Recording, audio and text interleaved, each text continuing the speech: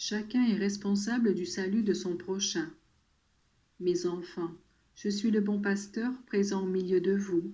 Vous êtes mes brebis dont je connais la voix, le nom, tout. Vous êtes ici dans ma maison, maison de prière. Je me révèle à vous afin que vous me connaissiez de mieux en mieux et que me connaissant, vous m'aimiez. Quand on s'aime vraiment, on marche sur la même route et les sacrifices et les difficultés ne pèsent plus. Je vous parle quelquefois de mes attributs, spécialement de ma bonté, mais je vous exprime également mes désirs et je vous fais comprendre car je veux qu'ils soient aussi les vôtres. Déjà au cours de ma vie mortelle, j'ai exprimé mon désir ardent en quelques phrases que je voulais graver dans le cœur de mes disciples. J'ai d'autres brebis qui ne sont pas de ce bercail. Il suffirait de celle-ci pour vous faire comprendre combien me tient à cœur ceux qui sont loin de moi et qui sont eux aussi mes enfants. Mais d'une manière encore plus convaincante, du haut de la croix, j'ai exprimé mon désir, j'ai soif. Et je voulais faire comprendre à tous que ma soif de martyr correspondait à la soif des âmes. Les éloignés de Dieu ont été la raison de ma vie, et vous seriez tous des éloignés si mon sang n'avait pas demandé pitié pour tous. Encore et aujourd'hui, moi je me tiens à la porte et je frappe. Je désire gagner tous les hommes à mon cœur, ce qui revient à dire à Dieu. Qui écoutera et comprendra cette soif inextinguible, les coups que je frappe à la porte de votre cœur? Tous vous devez être comme moi, à la recherche des brebis égarées. C'est le baptême que vous avez reçu, ce sont la mission et la vocation auxquelles vous avez été appelés qui vous engagent. Peut-être voudriez-vous répondre comme Caïn, que m'importe à moi et qu'ai-je à faire de mon frère? Chacun est responsable du salut de son prochain, et lorsque l'on parle de prochain, vous ne devez pas penser uniquement à vos intimes, ceux à qui vous êtes liés par des liens de parenté ou d'amitié, mais à tous vos frères qui forment la famille du peuple de Dieu et la famille humaine. Mais que pouvez-vous faire pour tous, vous qui avez du mal à savoir vous occuper de ceux qui sont là à côté de vous? Mes enfants, vous avez en votre possession un moyen efficace qui vous rend puissant sur le cœur de Dieu, je vous parle de l'amour. Dans le couvent des Carmélites, sainte Thérèse ne pouvait-elle pas opérer des miracles de conversion dans le monde? À travers l'acte d'amour, une âme peut rejoindre tous les hommes de la terre et communiquer à tous ses dons divins. La vie de nombreuses personnes, passées dans l'attention continuelle d'un travail prolongé ou dans les humbles occupations au service de la communauté, cette vie ne vous paraît-elle pas inutile s'il n'y avait pas l'amour qui l'anime et un être qui, supérieur à tout, la valorise par sa grâce?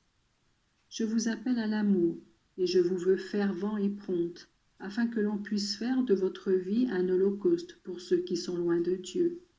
Ce ne sont pas les nombreuses années de vie qui comptent, mais l'intensité de l'amour, qui donne envie à toute action, la rend utile et précieuse. Toi, maman, qui te fais tant de soucis parce que ton enfant n'est pas selon le cœur de Dieu, écoute bien. Aime le Seigneur pour lui aussi, aime intensément ton enfant, pour l'amour de Dieu, et tu verras que tout reviendra dans l'ordre. Sois tranquille et accomplis tes devoirs par amour, le reste c'est moi qui le fais. Toi, épouse, qui pleures parce que ton mari t'a abandonné, continue à l'aimer. Prie pour lui et sois en paix. Moi, par ton amour, j'accomplis des miracles. Dans l'exercice de ta mission, acceptée et offerte par amour, cherche-moi. Tu me trouveras et moi, je serai tout pour ton cœur exacerbé. Toi, religieuse, mon épouse bien-aimée, qui souffre de ne pas savoir faire davantage pour moi, ne t'attriste pas. Dans l'obéissance acceptée par amour pour moi, moi je remplis les vides et je donne à tous une récompense sans mesure. Mes enfants, vos limites acceptées et votre amour offert sans mesure vous rendent apôtres.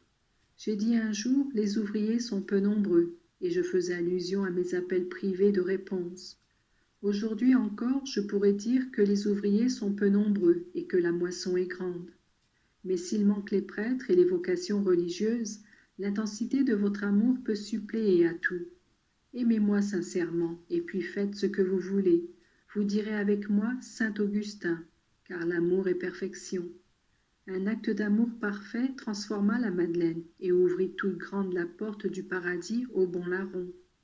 J'ai de nombreuses brebis que je désire attirer à mon cœur et à qui je désire partager mes tendresses, mais je me sers de vous, un cœur qui aime pour tout obtenir. Voulez-vous le salut de votre famille? Maman, à vous le zèle. Redoublez d'amour et offrez-moi vos sacrifices avec sérénité et joie. Vous ne sauverez pas seulement vos enfants, mais encore d'autres, pour lesquels beaucoup de mamans pleurent désespérément. Religieuses, prêtres, voulez-vous voir s'améliorer vos communautés, vos paroisses? Redoublez d'amour. Faites en sorte que si je demandais à chacun de vous, que fais-tu en ce moment? Vous puissiez me répondre, moi, j'aime. Ainsi voudrais-je que dans chaque salle d'hôpital, dans chaque salle de classe, dans chaque bureau public ou lieu de travail ou de commerce, il y ait une âme qui puisse dire « Moi, je suis en train d'aimer ». Les milieux se transformeraient et la vie de tous se sanctifierait. Davantage d'amour et ceux qui sont loin de Dieu, comme attirés par un aimant, viendraient à vous et avec vous à moi. Demeurez unis, mes enfants, dans la prière et dans l'action, mais que la chaîne d'or soit l'amour mutuel, désintéressé et sincère. C'est dans les cœurs qui aiment que réside le Seigneur. Je vous bénis tous, et avec un fraternel amour, je vous serre contre mon cœur.